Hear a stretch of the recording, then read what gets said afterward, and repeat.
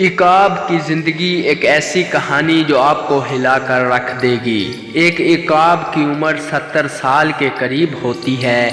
اس عمر تک پہنچنے کے لیے اسے سخت مشکلات سے گزرنا ہوتا ہے، جس سے اس کی عمر 40 سال ہوتی ہے تو اس کے پنجے کند ہو جاتے ہیں، جس سے وہ شکار نہیں کر پاتا۔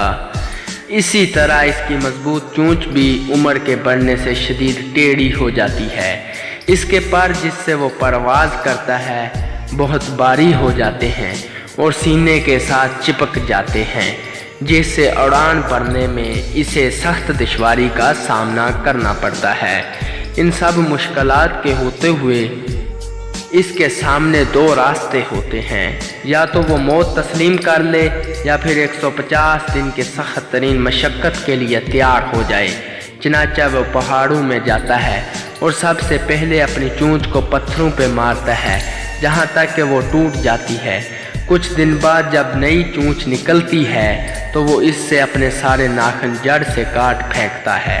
پھر جب اس کے نئے ناخن نکل آتے ہیں وہ چونچ اور ناخن سے اپنا ایک ایک بال اکھاڑ دیتا ہے۔ اس سارے عمل میں 5 ماہ کی طویل محنت اور مشقت سے گزرنا ہوتا ہے۔ 5 ماہ بعد جب وہ اڑان بھرتا ہے تو یوں محسوس ہوتا ہے جیسے اس نے نیا جنم لے لیا ہو۔ اس طرح وہ مزید 30 سال زندہ رہ پاتا ہے۔